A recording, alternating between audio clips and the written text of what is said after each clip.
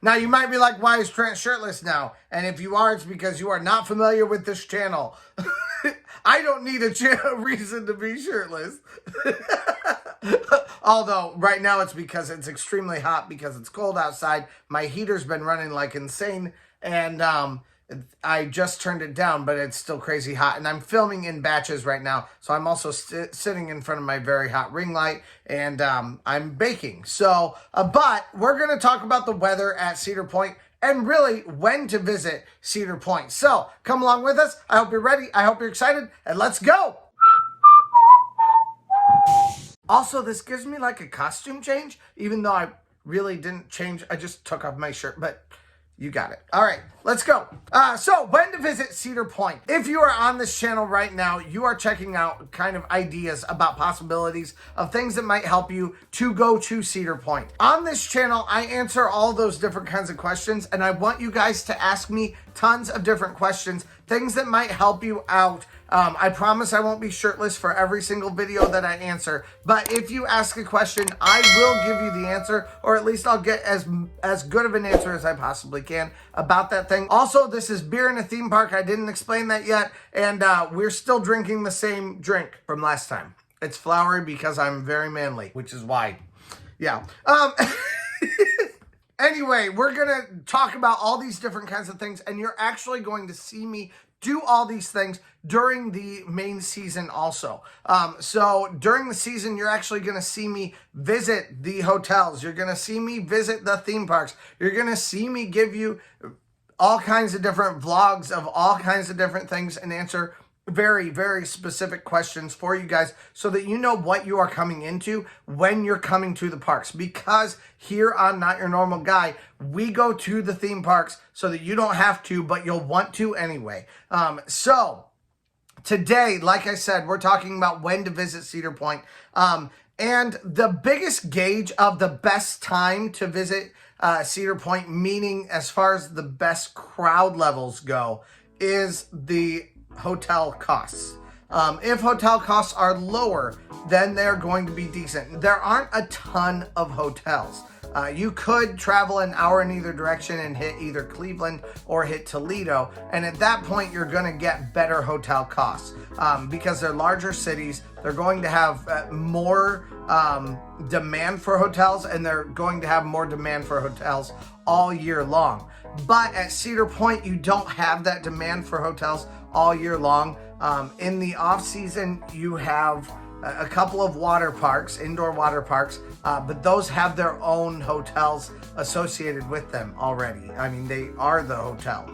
So because of that, you don't really have a lot of people that are needing hotels in Sandusky around the time that I'm filming this video right now. So because of that, you're going to have a lot more expense associated with the hotels. Even bad hotels at Cedar Point are going to be at the cheapest $110, something like that, for I should say middle hotels, because there are worse ones that are going to run you probably more like, I don't know, maybe $70 each time, but those, like at that point, you're kind of running risks. So let's say if you're finding like hotel rates for like Quality Lodge, which is a decent hotel, had kind of like an old grandma kind of a smell, like the way grandma would keep her house, but it wasn't bad. The whole thing was clean. I wasn't worried about bugs or anything like that while I was there. If you are coming to the parks during that time, when Quality Lodge is going to be like at $70, that's a really, really low crowd time. If you're finding hotel costs for Breakers Express for like $150, then again, probably really, really, really low attendance. And really, you're gonna just have to look at the numbers because the numbers change every year. It could never hit 150 this next year, but it could be maybe 175. I don't know what it would be. And then if you're finding hotel costs for Breakers of $200, $250, $300, which are all possibilities, then those are days when you're going to find a lot more crowds coming to Cedar Point. The breakers, it's going to be another leap in cost. True by Hilton is another leap in cost. You're going to spend a lot of money for True by Hilton.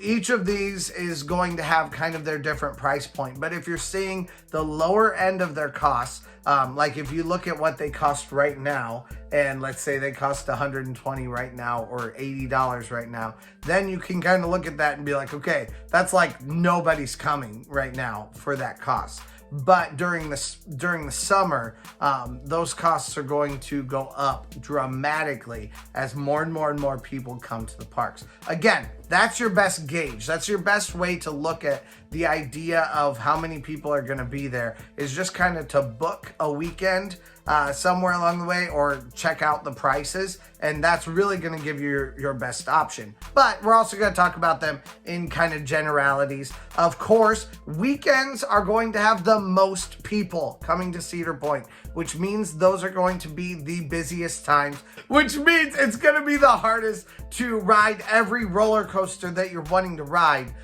on that day.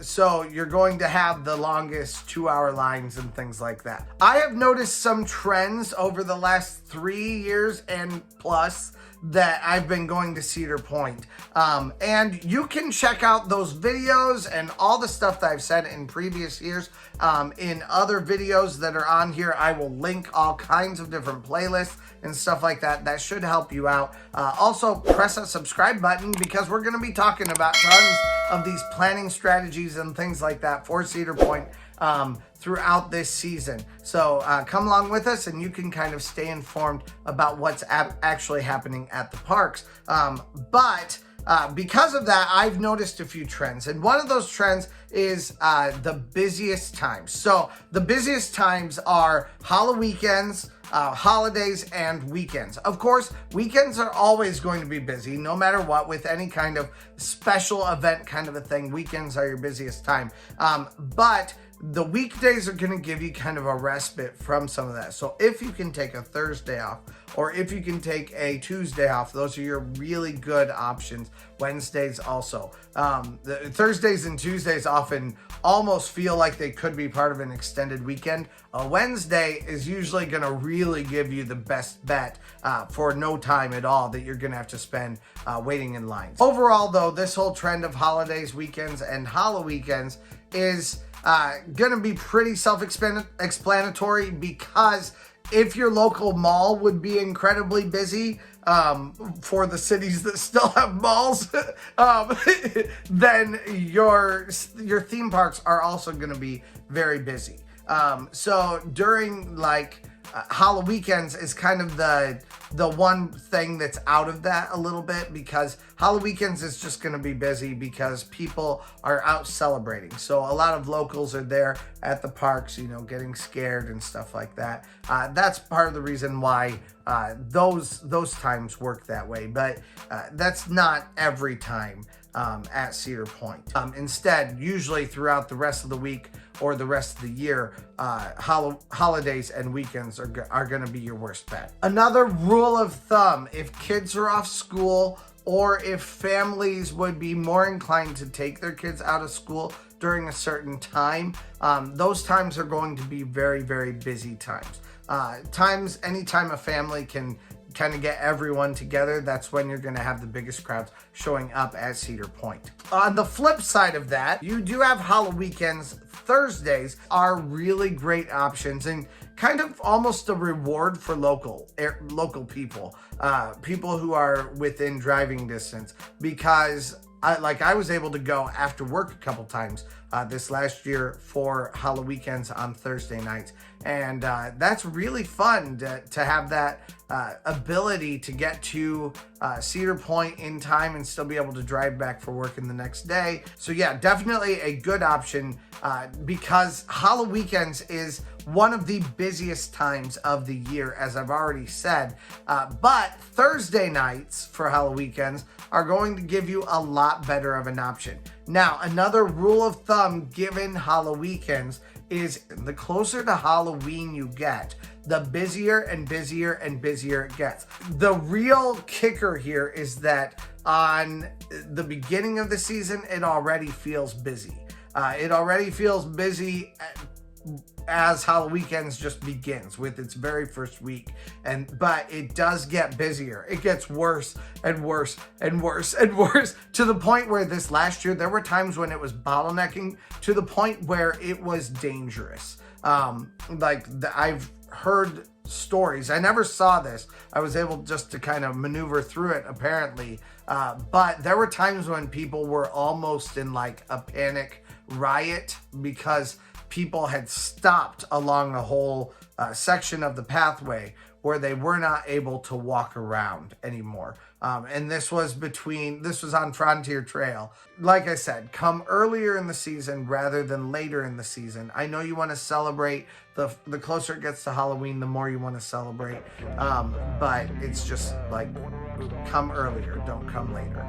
Or come on Thursdays. But even Thursday is still susceptible to this same rule. They're not as busy, but they're still going to be busy enough that it's going to continue getting more and more and more busy throughout that season. And the closer to Halloween it gets, Thursdays becomes busier and busier also. Another time of year when it is less busy is the beginning of the year. The first couple of weeks of the season are really, really good. So definitely don't be afraid to come early on in the season. Sometimes the one caveat of that is opening day, and that kind of just depends on how the weather is. This last year it was incredibly windy, a little bit cold, not going to be quite so busy on that day. But if you come and it's a beautiful day and the sun's shining and everyone's happy, depend on some horrible crowds. That's just gonna happen no matter what. If it's a day when I would go shirtless, then you don't probably want to come on opening day if you think, well, Trent might take his shirt off today. Oh yeah, what a very, very calm, nice day on the beach it is. Toes in the sand, and it just feels so incredible. Even the birds don't like the beach today. Yeah, you don't want to come because the weather is nice enough that there will be tons and tons of people there that day. If the very first day of the season is rainy and cold, come on that day. Now, the best time I've ever found for crowds, and this has been true for the last 2 years, has been the week between main season and Halloween. Welcome to Cedar Point. Actually, we're in a minivan right now, but we are on our way to Cedar Point right now. Cedar Point Shores closes on September 4th. So I'm assuming definitely here, September 9th and 10th would definitely be that time. They close on the 9th, Saturday, they close at 10. And on the 10th, they close at 8. So that would definitely be the between time. So anyway, definitely September 9th and 10th would be prime time for you to come for the absolute lowest crowds that you could possibly have at Cedar Point on that time. At Cedar Point, there are 3 different seasons. We're just gonna call them spring, summer, and fall because that's what they are. But for spring, you're gonna have rainy, hot, and cold, but it's usually warmer than it is colder. In the summer, you're gonna have scorching hot. We're talking like my chest, it has standing water on it. Like I'll have my shirt off. Last year I was in line. I was drinking ice. It was so hot and I just couldn't cool my body.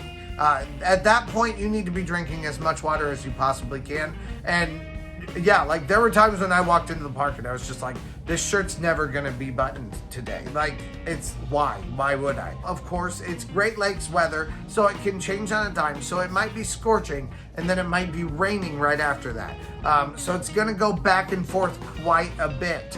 And then in the fall, again, it's either rainy, it's hot, or it's cold, one or the other, but it's usually erring on the side of cool.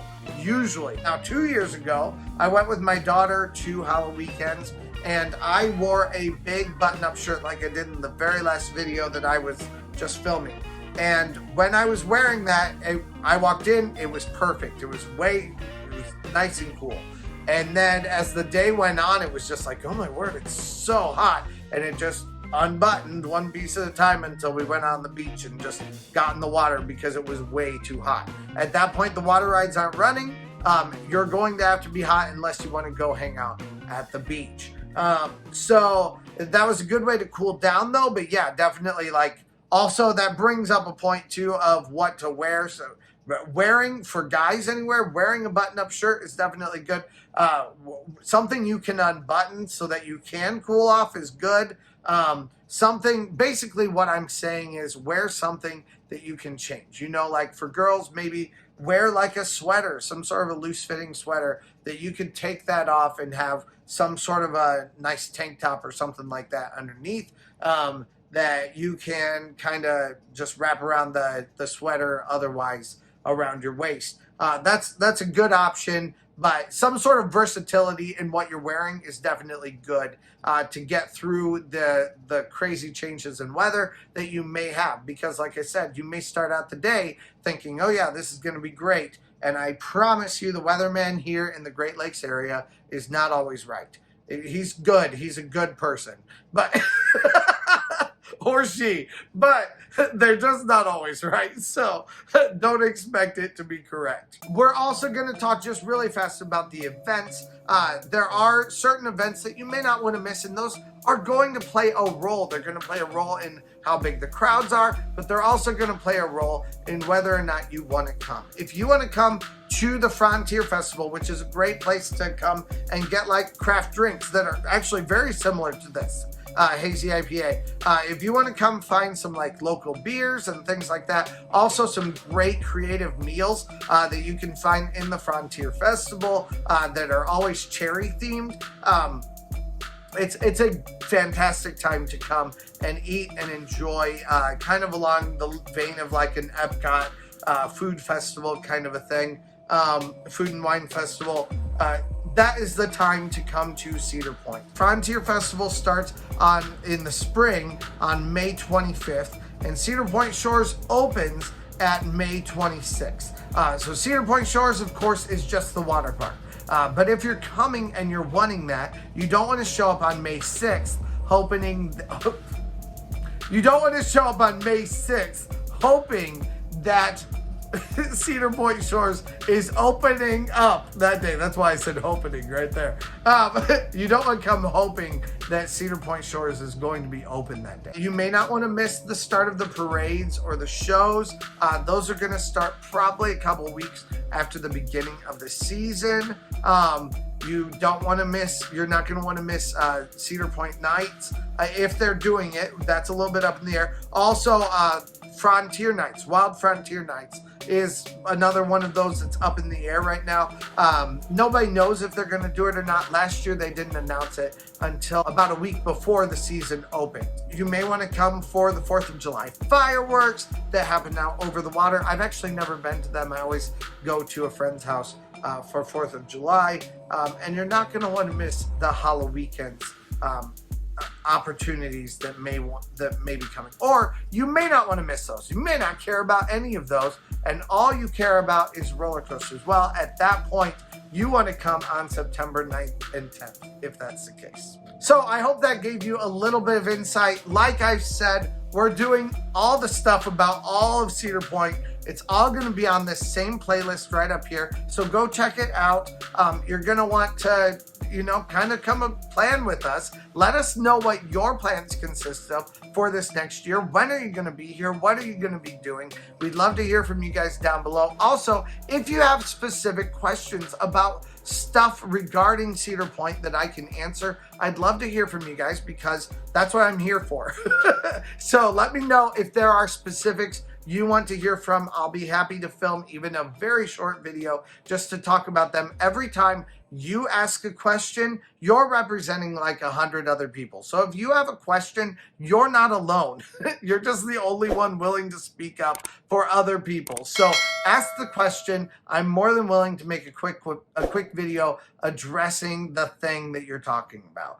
So I'd love to talk with you guys about that and to actually really get some questions and answers behind what we can do at Cedar Point this next year. Thank you guys so much for watching, and let's go!